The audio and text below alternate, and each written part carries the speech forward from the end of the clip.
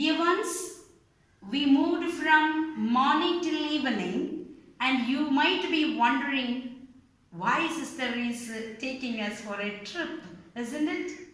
Now, most of the poets were very much inclined and they were loving the nature. And now we have a great personality here before us, and she will be explaining about the beauty of nature through William Blake. We shall now listen to her.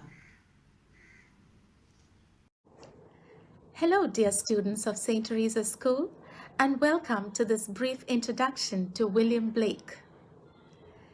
Here is a portrait of Blake, who lived more than 2 centuries ago. You now know what he looked like. Would you like to know more about him? William Blake was a poet, a painter, and illustrator. He was born in Soho in London in 1757. He lived and worked in the busy city of London at a time of great social and political change, and this greatly influenced his writing. He is an important figure of the Romantic Age. Now, the Romantic Age was a time when artists and writers reacted to the many big changes happening all over Europe. There were big factories coming up and new machinery, which were making the cities bigger and more industrial.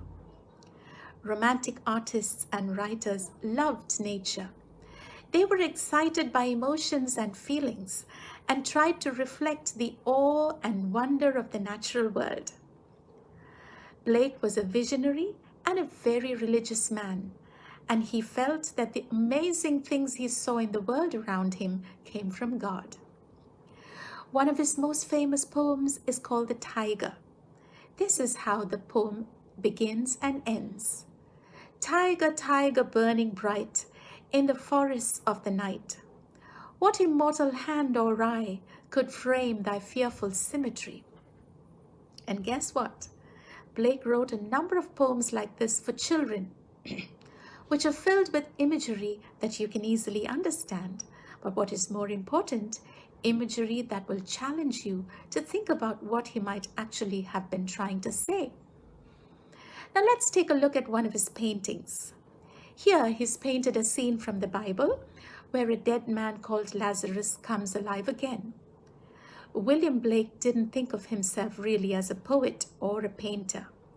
He liked to think of himself as a craftsman. He thought that all painters should be craftsmen and not think of themselves as better than that. As well as painting, Blake also illustrated books of his poems. Now, one of his most famous works is Songs of Innocence and of Experience. And he produced this work himself by engraving both the words and the pictures in his unique style. Now let me show you another picture. This is a picture of a house where Blake and his wife Catherine lived. They did not have any children, but Catherine was Blake's closest companion. She came from a poor family and was uneducated. Blake taught her to read and write and draw, and she helped him in the production of all his work. William Blake died in 1827. What you see here is a monument near his grave. Blake was a poet whose work was neglected in his lifetime, but appreciated more after his death. He is now considered one of the leading lights of English poetry, and his work has only grown in popularity. He and his work might have been entirely forgotten because he was so different from every other artist at that time. But the great artists who came after Blake loved him, loved his work, and called him a true visionary. He is still loved today for his poems and his paintings, and for the fact that he followed his own path and was not influenced by others. Dear children, I hope you've enjoyed this introduction to Blake and that it'll help you to appreciate his poems and, more important, be challenged by them. God bless you. Have fun.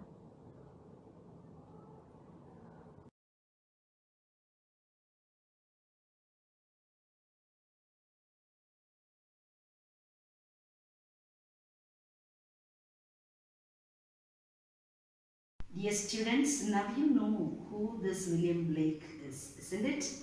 And most of the poets we know that they are the lovers of nature.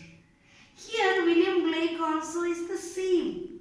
He loves the nature in a very different way. He feels the nature. So now let's listen to Nisa as she recites this poem, The Echoing Green. Hi guys, myself Nisa Fatima from St.Teresa CGHSS Ernak and I'm studying 7th standard. Today I am standing before you to tell the poem The Echoing Green by William Blake. William Blake is an English poet and painter. The poem The Echoing Green appears in his song of innocence. Nature makes everyone happy. This is a poem on nature's plenty. The echoing green. The sun does rays and make happy the skies. The merry bells ring to welcome the spring. The skylark and thrush, the birds of the bush, sing louder around. To the bells, cheerful sound, while our sports shall be seen on the echoing green. Old John with white hair does laugh our care, sitting under the oak among the old folk. They laugh at our play, and soon they all say, such were the joys when we were girls and boys. In our youth's time, were seen on the echoing green. Till the little ones weary, no more can be merry. The sun does descend, and our sports have an end. Round the laps of their mother, many sisters and brothers, like birds in the nest, are ready for rest and sport. No more sea on the darkening green.